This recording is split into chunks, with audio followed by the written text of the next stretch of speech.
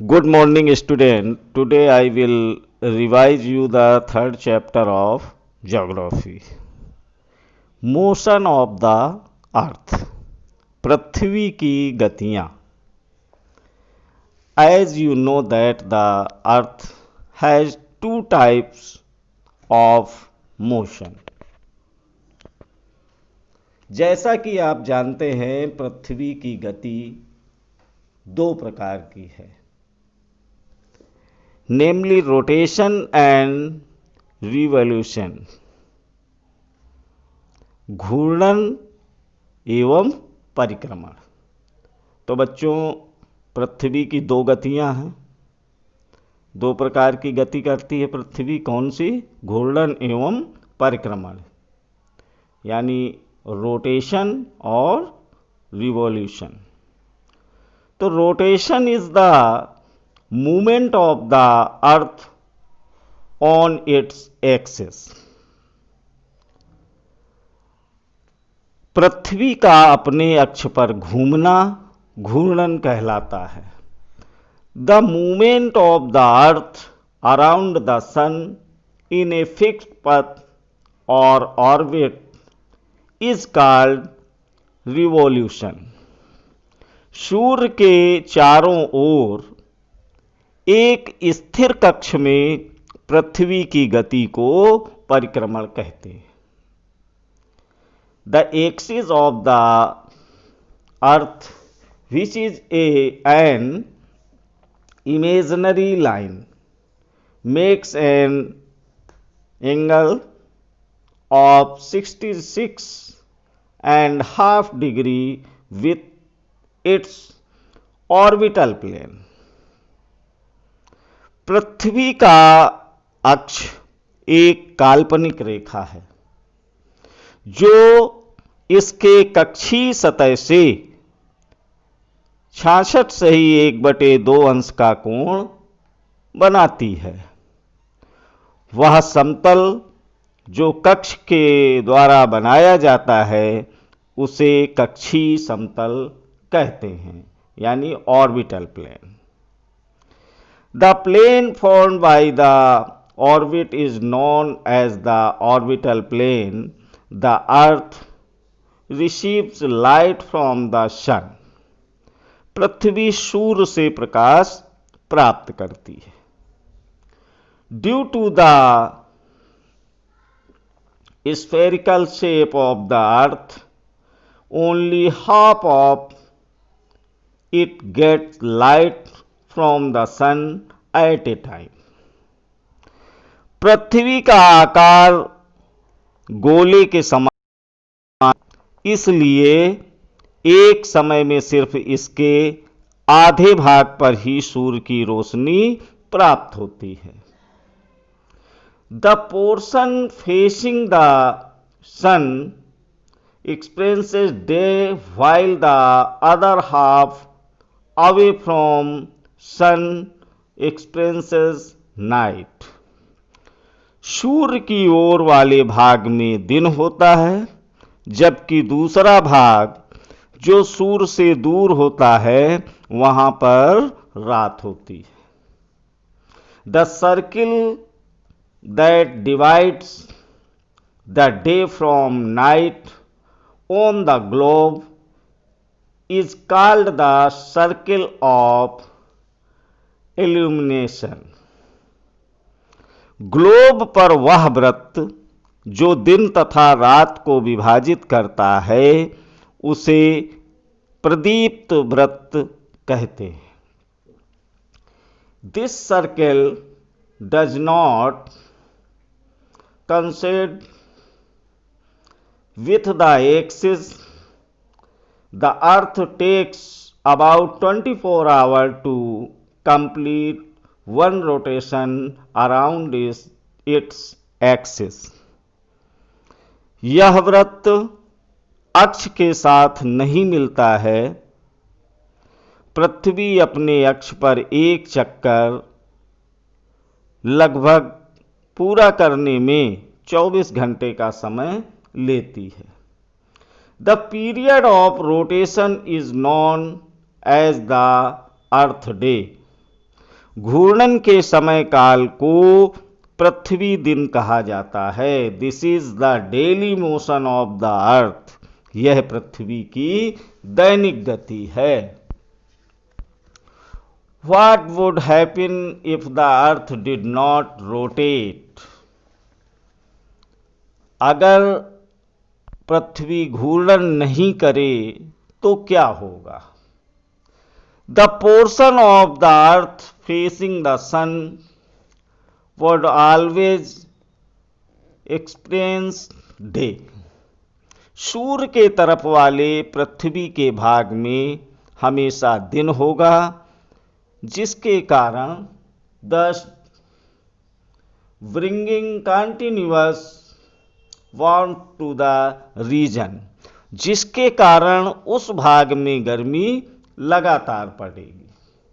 The other half would remain in darkness and be freezing cold all the time. Life would not have been possible in such extreme conditions. दूसरे भाग में हमेशा अंधेरा रहेगा एवं पूरे समय ठंड पड़ेगी और इस तरह की अवस्था में जीवन संभव नहीं हो पाएगा।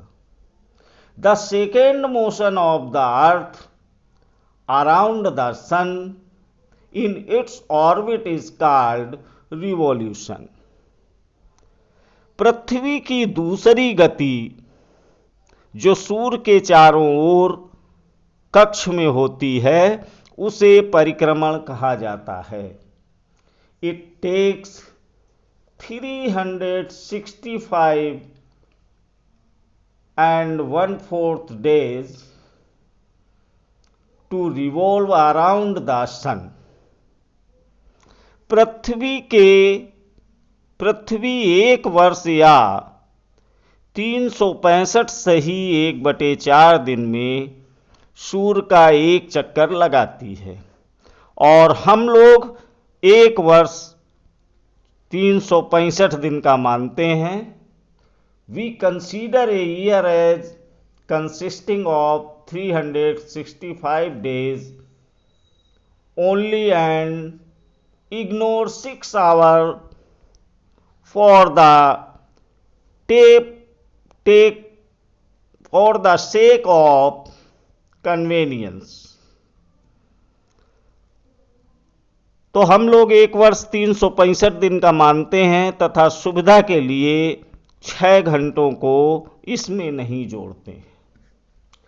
6 hours saved every year are added to make one day over a span of 4 years। तो 4 वर्षों में प्रत्येक वर्ष के बचे हुए 6 घंटे मिलकर एक दिन यानी 24 घंटे के बराबर हो जाते हैं। This surplus day is added to the month of February. इसके अतिरिक्त दिन को फरवरी के महीने में जोड़ा जाता है। Thus, every 4th year, February is of 29 days instead of 28 days। इस प्रकार प्रत्येक चौथे वर्ष फरवरी माह 28 दिन के बदले 29 दिन का होता है। Such a year with 366 days is called a leap year। ऐसा वर्ष जिसमें 366 दिन होते हैं उसे लीप वर्ष कहा जाता है। Find out when will the next leap year be। पता लगाइए कि अगला लीप वर्ष कब होगा। It is clear that the earth is going around the sun in an elliptical orbit। पृथ्वी दीर्घ वृत्ताकार पथ पर सूर्य के चारों ओर चक्कर लगाती है। Notice that throughout its orbit the earth is inclined in the same direction। ध्यान दीजिए कि पृथ्वी पूरे कक्ष में एक ही दिशा में झुकी हुई है। A year is usually divided into summer, winter, spring, autumn and autumn seasons। सामान्यतः एक वर्ष को गर्मी, सर्दी, बसंत एवं शरद ऋतुओं में बांटा जाता है। Seasons change due to the change in the position of the earth around the sun। ऋतुओं में परिवर्तन सूर्य के चारों ओर पृथ्वी की स्थिति में परिवर्तन के कारण होता है। Look at the figure 3.3। You will see that on 21st June the northern is tilted towards the sun। चित्र 3.3 में आप देखेंगे कि 21 जून को उत्तरी गोलार्ध सूर्य की तरफ झुका है। The rays of the sun fall directly on the Tropic of Cancer। सूर्य की किरणें कर्क रेखा पर सीधी पड़ती हैं। As a result, these areas receive more heat। और इसके परिणाम स्वरूप इन क्षेत्रों में ऊष्मा अधिक प्राप्त होती है। The areas near the poles receive less heat at the rays of the sun slanting। ध्रुवों के पास वाले क्षेत्रों में कम ऊष्मा प्राप्त होती है क्योंकि वहां पर सूर्य की किरणें तिरछी पड़ती हैं। The North Pole is inclined towards the sun and the places beyond the Arctic Circle experience continuous daylight for about 6 months। उत्तर ध्रुव सूर्य की तरफ झुका होता है तथा उत्तरी ध्रुव रेखा के बाद वाले भागों पर लगभग 6 महीने तक लगातार दिन रहता है। Since a large portion of the northern hemisphere is getting light from the sun, चूंकि उत्तरी गोलार्ध के बहुत बड़े भाग में सूर्य की रोशनी प्राप्त होती है, it is summer in the regions north of the equator। इसलिए विषुवत वृत्त के उत्तरी भाग में गर्मी का मौसम होता है। The longest day and the shortest night at these places occur on 21st June। 21 जून को इन क्षेत्रों में सबसे लंबा दिन तथा सबसे छोटी रात होती है। At this time in the southern hemisphere all these conditions are reversed। It is winter season there। The nights are longer than the days। This position of the earth is called the summer solstice। और पृथ्वी की इस अवस्था को उत्तर अयनांत कहते हैं। On 22nd December the Tropic of Capricorn receives direct rays of the sun as the south pole tilts toward it. 22 दिसंबर को दक्षिण ध्रुव के सूर्य की ओर झुके होने के कारण मकर रेखा पर सूर्य की किरणें सीधी पड़ती. As the sun's rays fall vertically as a tropic of Capricorn, a large portion of southern hemisphere gets light. चूंकि सूर्य की किरणें मकर रेखा पर लंबवत पड़ती हैं, इसलिए दक्षिणी गोलार्ध के बहुत बड़े भाग में प्रकाश प्राप्त होता है. Therefore, it is summer in the southern hemisphere with longer days and shorter nights. इसलिए दक्षिणी गोलार्ध में लंबे दिन तथा छोटी रातों वाली ग्रीष्म ऋतु होती है. The reverse happens in the northern hemisphere. This position of the earth is called the winter solstice. इसके ठीक विपरीत स्थित उत्तरी गोलार्ध में होती है और पृथ्वी की इस अवस्था को दक्षिण अयनांत कहा जाता है. Do you know that Christmas is celebrated in Australia in the summer season? बच्चों कहते हैं कि ऑस्ट्रेलिया में ग्रीष्म ऋतु में क्रिसमस का पर्व मनाया जाता है.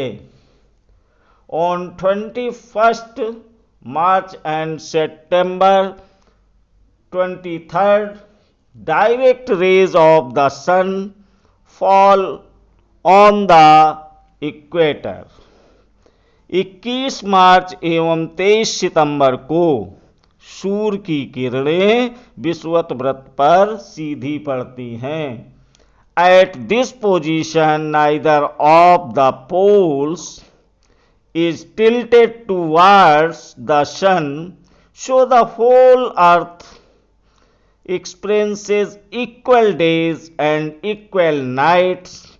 This is called an equinox. इस अवस्था में कोई भी ध्रुव सूर्य की ओर नहीं झुका होता है और इसलिए पूरी पृथ्वी पर रात एवं दिन बराबर होते हैं. इसे विषु कहा जाता है.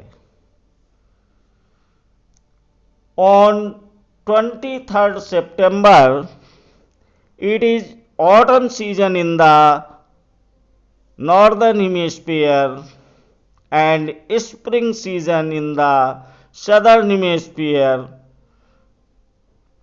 23 सितंबर को उत्तरी गोलार्ध में शरद ऋतु होती है, जबकि दक्षिणी गोलार्ध में बसंत ऋतु होती है. The opposite is the case on 21st March, when it is spring in the northern hemisphere and autumn in the southern hemisphere. और 21 मार्च को स्थिति इसके विपरीत होती है, जब उत्तरी गोलार्ध में बसंत ऋतु तथा दक्षिणी गोलार्ध में शरद ऋतु होती है. Thus you find that there are days and nights and changes in the season because of the rotation and revolution of the earth respectively. इस प्रकार स्पष्ट है कि पृथ्वी के घूर्णन एवं परिक्रमण के कारण दिन एवं रात तथा ऋतुओं में परिवर्तन होता है. Thank you.